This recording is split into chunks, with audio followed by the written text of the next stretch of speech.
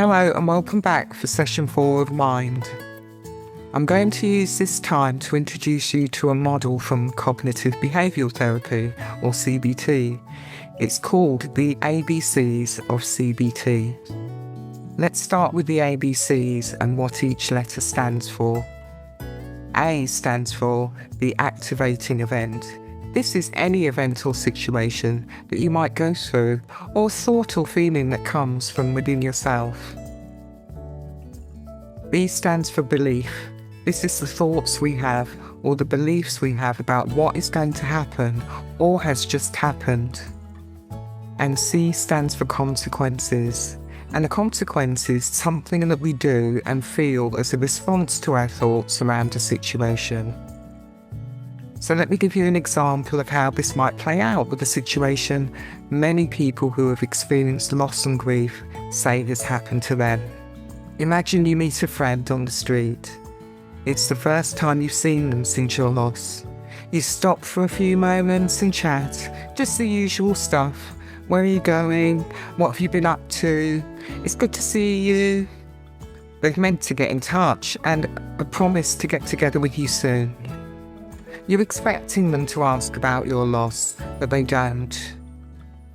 You say goodbye to each other and go your separate ways. This is an activating event. In CBT, the first thought that comes into our mind is called an automatic thought. What might be your first thought in a situation like this? Is it a positive thought or a negative one? If it's negative in CBT, this would be called a negative automatic thought.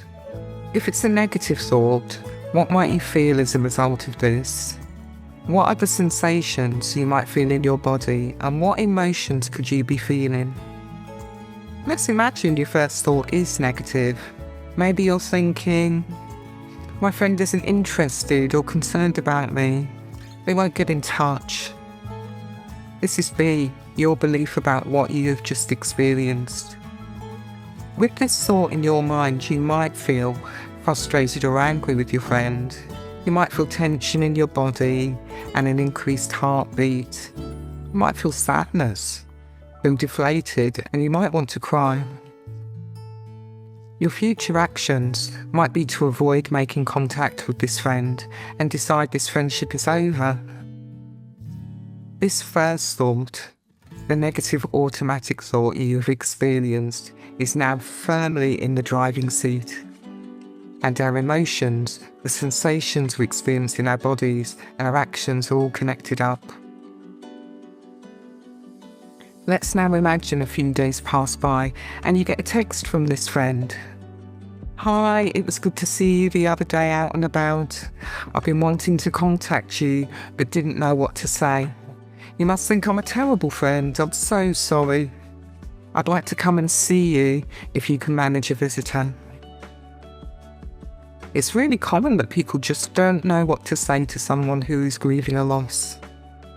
Meeting again for the first time can be tricky on both sides, with you and your friend just not knowing how to begin a conversation about loss, especially in a public place. But what about that negative automatic thought?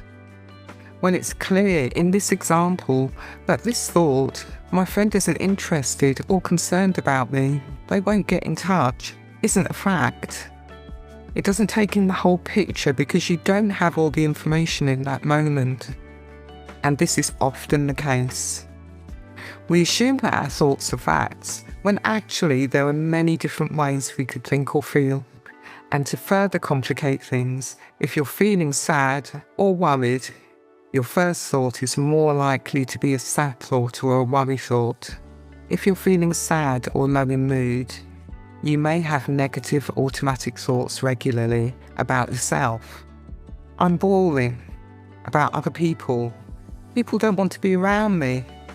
Or about the world. Everything is against me. If you're worried or anxious, you may have negative automatic thoughts that picture events as worse than they are. Small stresses are magnified into big disasters, and you might be thinking, I can't cope with this situation, it's impossible. When you're feeling calm and relaxed, your thoughts are likely to be different. As when you're calm and relaxed, you can think about more than one possibility for any situation. Imagine you're feeling quite calm when you meet a friend in the street. You might feel glad they didn't mention your loss in the public street. You might think, they'll be in touch soon and we can talk privately. Or that they likely don't know what to say to you and plan to break the ice by sending a text to them later. Hopefully you're beginning to understand that our thoughts are not facts, and with this understanding you can begin to question those thoughts and generate new thoughts to replace them. The first step to questioning a thought is to notice it. One way you can do this is by journaling. You can write down thoughts that have made you feel uncomfortable. You might notice a pattern of some thoughts coming up again and again. In my notebook, I can write a thought down. A negative automatic thought that I've had many times in the past. It's, I always seem to get things wrong. I can now ask myself, is this a fact? Why am I thinking in this way? Is there another way I could think about this? And I can start to challenge it.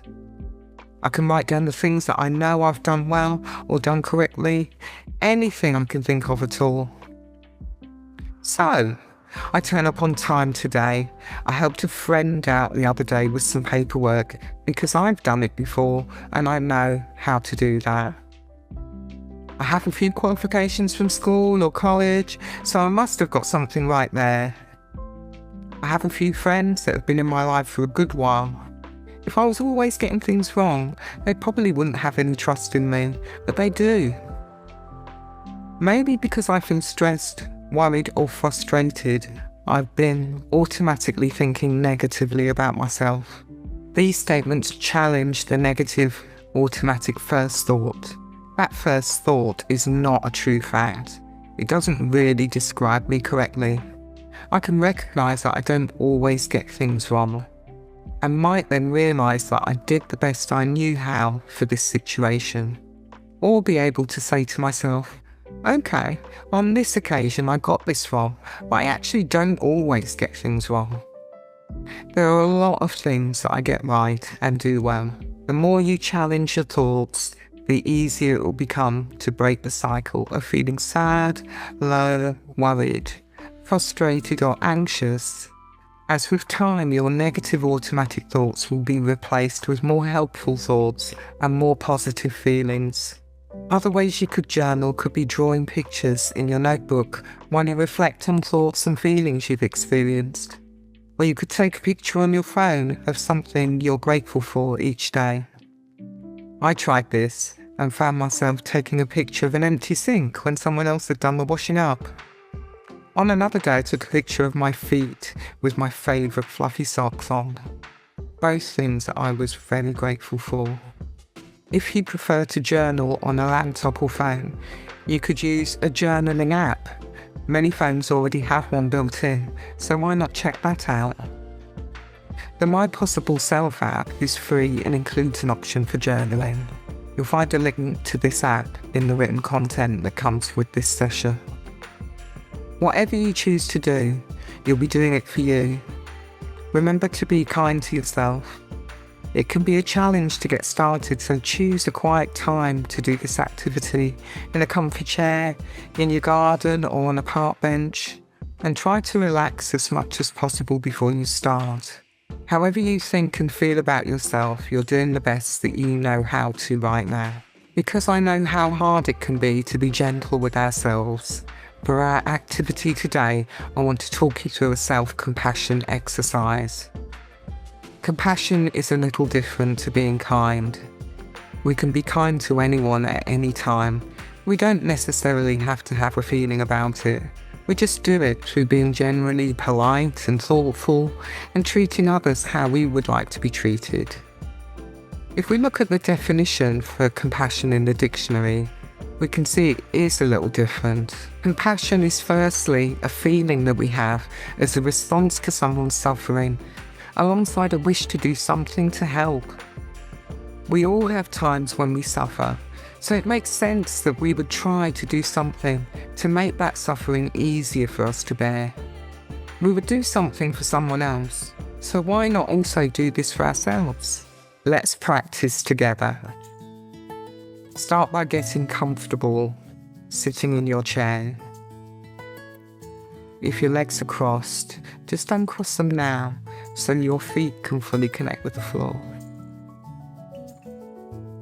If you can, bring your back away from the back of the chair a little so that you are supporting yourself rather than leaning against the chair.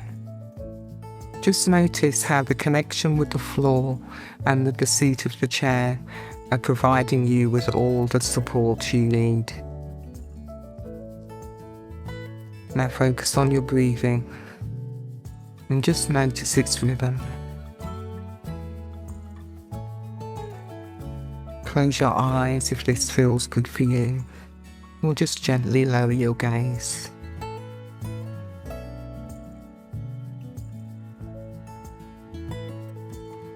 Notice the coolness of the air as you breathe in,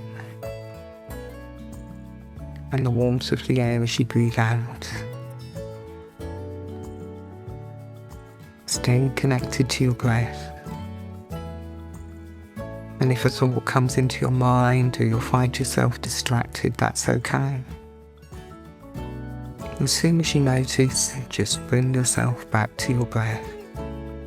As you breathe in, notice that your belly expands and then falls back as you breathe out.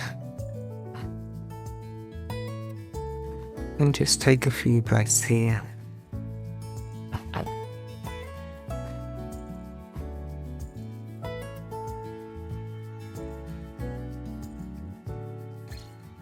Now take a deeper breath and hold and let that breath go.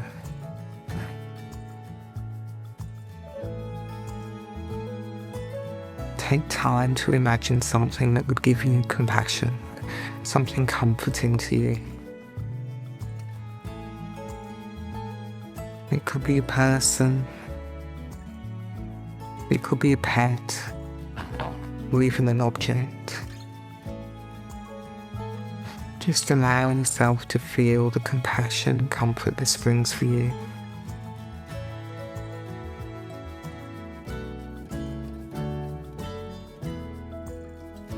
Maybe take one last deeper breath here and let it go nice and slowly.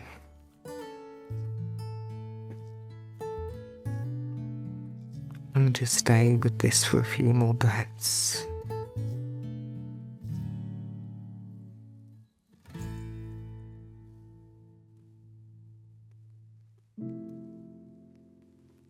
Now slowly move your fingers and toes and take a stretch if that feels right for you.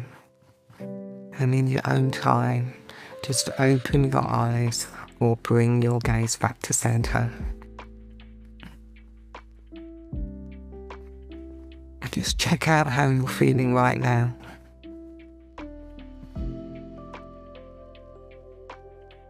There's no right or wrong way to feel. Whatever you're feeling will be right for you. And if you found this activity challenging, remember this is a practice and it can take time to get used to stillness. Next time I'll be talking more about anxiety and low mood, being kind to ourselves and reconnecting with activities we enjoy. You'll need some paper and a pen or pencil to follow along. Thank you for joining me today, and I'll see you next time.